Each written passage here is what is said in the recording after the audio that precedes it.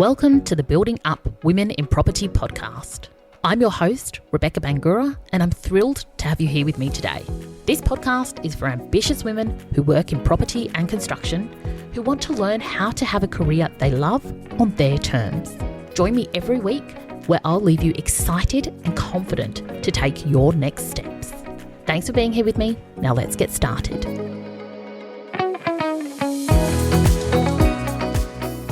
Hello, thank you for being here. Today, we are talking about all things self-sabotage.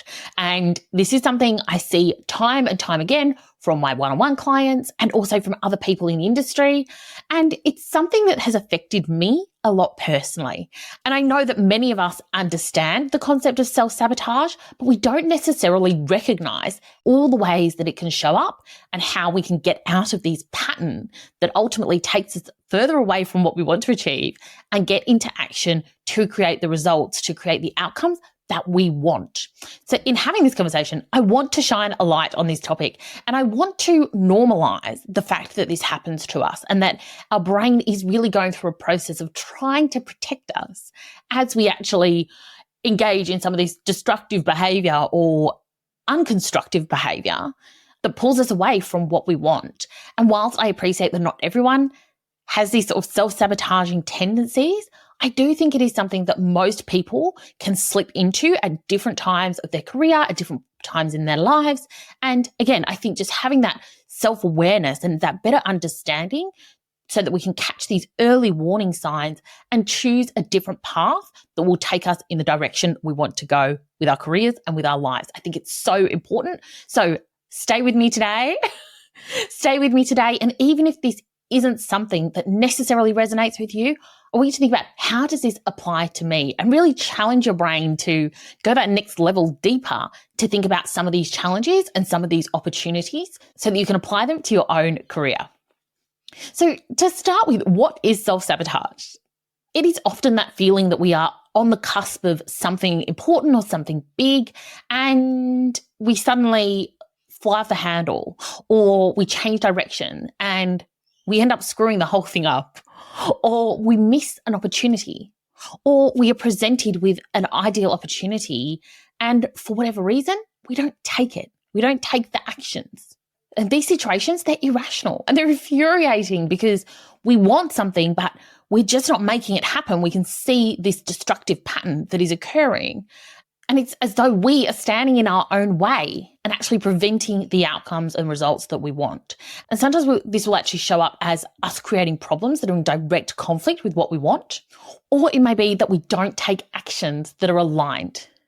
And so self-sabotage can really show up in one of two ways. The first is that we create problems that are in direct conflict with what we are trying to achieve. The second way we do it is that we don't take actions that are necessary in order to create what we want. Now, sometimes this will happen and we are not even aware that we are self-sabotaging. But other times you might be completely aware of it. And it might even be this almost like out-of-body experience where you see yourself in slow motion. It's like watching a train wreck as things start to go wrong.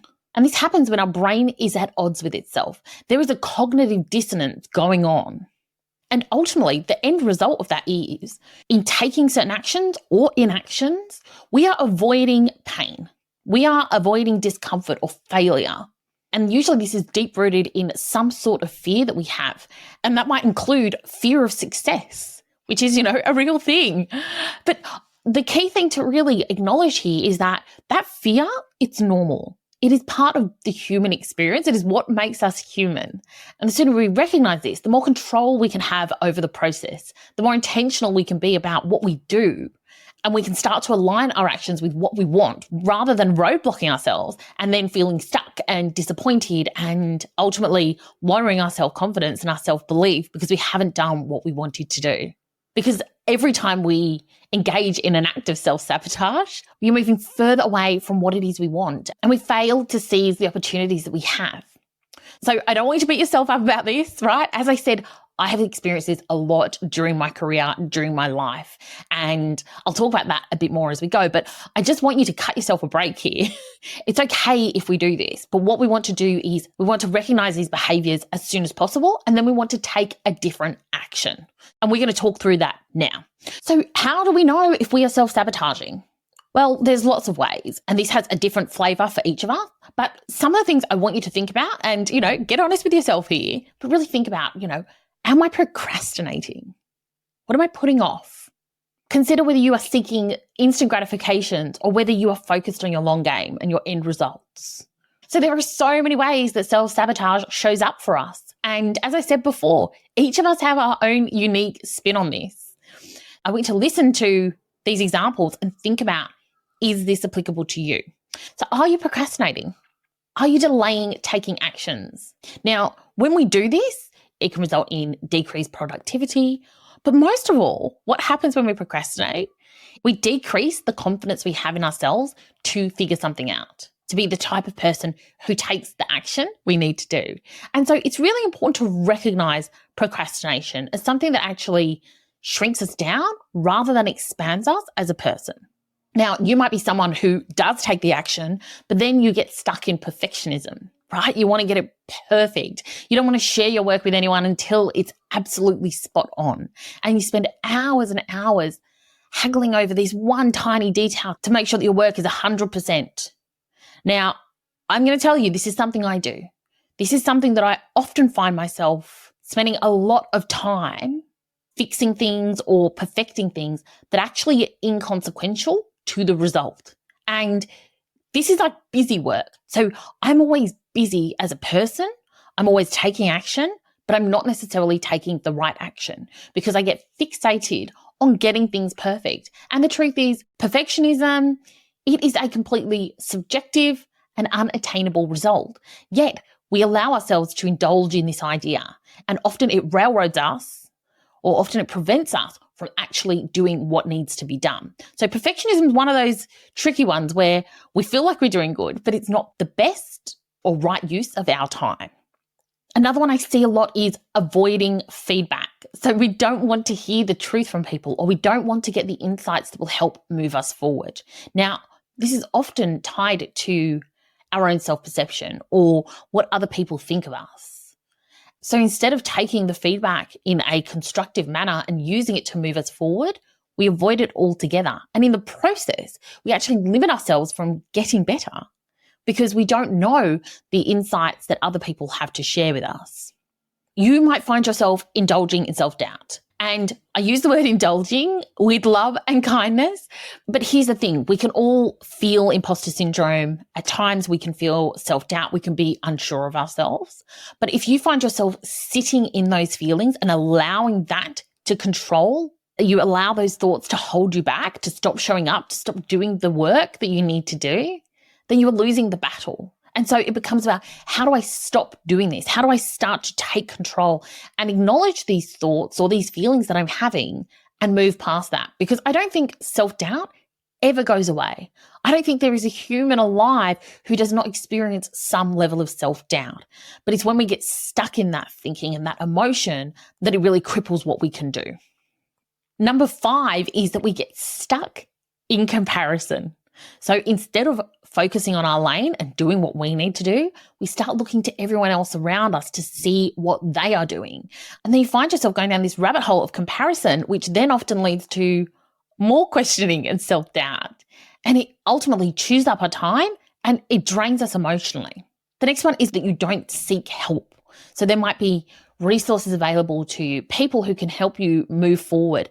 It might be delegating tasks. And instead of seeking that support, you keep it all bottled up to yourself and you hold on to everything rather than reaching out to get more support and building those strong roots and strong foundations for yourself.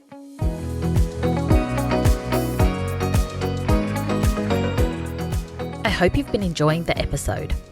I wanted to take a moment to let you know about my free Career Confidence Masterclass. This is for ambitious career-orientated women who are ready to stop playing small and to confidently create a career you love. Head over to my website, beautifuldisruptions.com for more info. Now let's get back to the episode.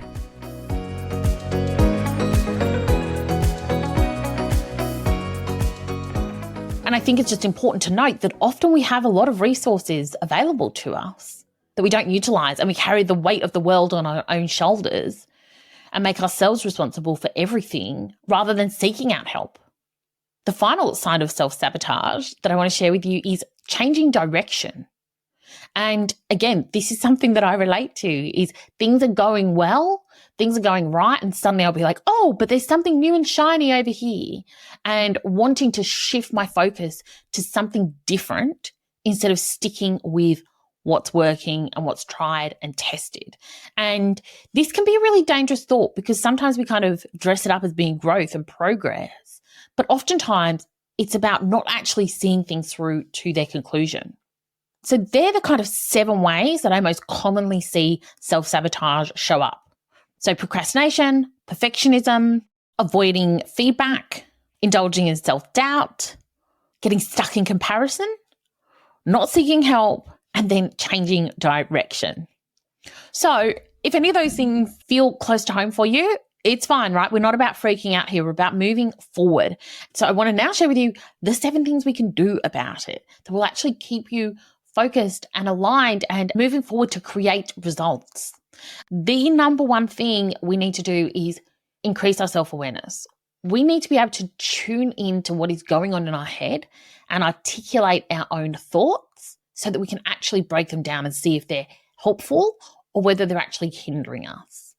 This requires us to create some space and become reflective of our thinking and to start to observe our behaviours objectively.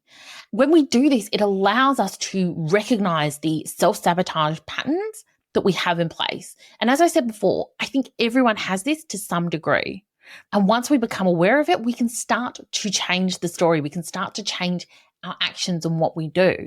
And we can also start to really comprehend what those underlying causes are, those underlying beliefs or fears that we have. And we can deconstruct them so that we can actually move past this and start taking aligned actions and getting the results we want.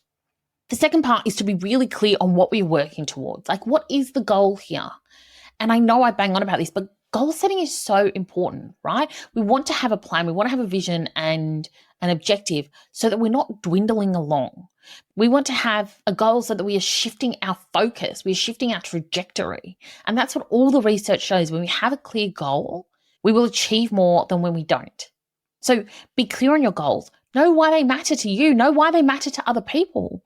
Think about your impact in the world and focus on that instead of focusing on yourself. Okay, number 3 is master executive functioning. So this is about getting better at managing your time and managing yourself as a resource. And some of this is time management, some of this is productivity, but I think most importantly, it's about knowing who you are and showing up as that person and doing the work that needs to be done. And, I can talk on this topic for hours. In fact, I think I will do a separate podcast about executive functioning because I think it is so important. I want you just to start thinking about yourself as being a limited resource, right? Because you have limited time, you have limited energy, and you want to use that time and energy as effectively as possible to get the right results at the right time. So spend the time to really focus on this and build this as part of your daily and weekly practice. Next, I want you to challenge perfectionism. I want you to think about what would happen if you approached everything from a perspective of it being 80% right instead of 100% right. How much more would you achieve? And how much would that 20% matter? Probably not that much, right? It's the 80-20 rule. So take a step back, allow yourself to not be perfect, to not get everything right all the time, but focus on the important stuff and get into action on that. Number 5 is I want you to seek feedback. Have those hard conversations. Be open to what other people say and use every piece of information you have as a stepping stone to get better, to improve on what you already know, and to build your own capability, to build your own skill set. And sometimes these will be hard conversations, and sometimes it will shine a light on things that you've been avoiding or don't necessarily want to know about. But use that again as constructive feedback. Think about how these insights can propel you forward rather than keeping you stuck. And honestly, information is power. Even bad information is so valuable to help you move in the right direction if you're willing to take it on. So go in with an open mind, have these conversations and reflect on this. How can I use this information to get better, to be better, and to work towards your goals? Number 6 is build a support system around you of the right people. Know who you can go to for support and for guidance, and make sure those people are around you. Because not all of us work in workplaces where we have supportive teams or supportive leadership, or the people that have the time or capacity to mentor and guide us. So be willing to go outside of your immediate network and find the right people, whether it's through a community group or a industry body or a coach or a mentoring program. Get the support you need so you have that strong support network, that strong basis, that strong foundation that will not only provide you encouragement, but also accountability, and will also push you to be that absolute best version of yourself. And finally, focus on your own professional development. Now, professional development is not just about doing a course one day and getting a promotion the next. It is something you do for the long game and for your own growth and progress.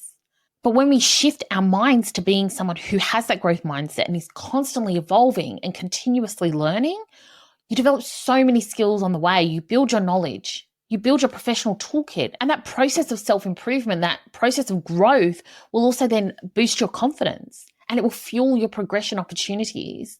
It will keep you competitive in your field, and it will keep you moving forward to the big goals that you have for yourself.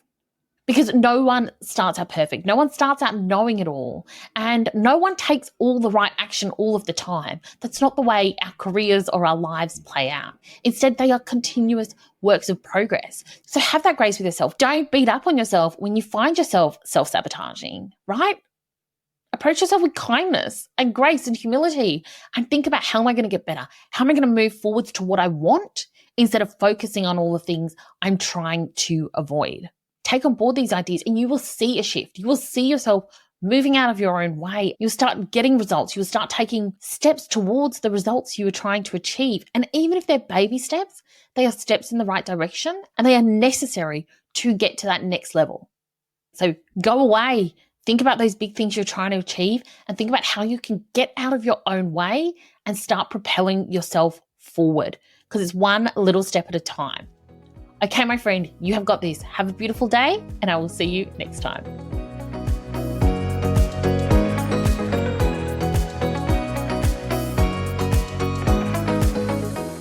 Thanks for joining me on the Building Up Women in Property podcast. If you're listening on Apple Podcast or Spotify, I'd love for you to take a moment and review the show if you found it helpful, or share it with a few friends. Thanks again. Have a beautiful day, and I'll see you next time.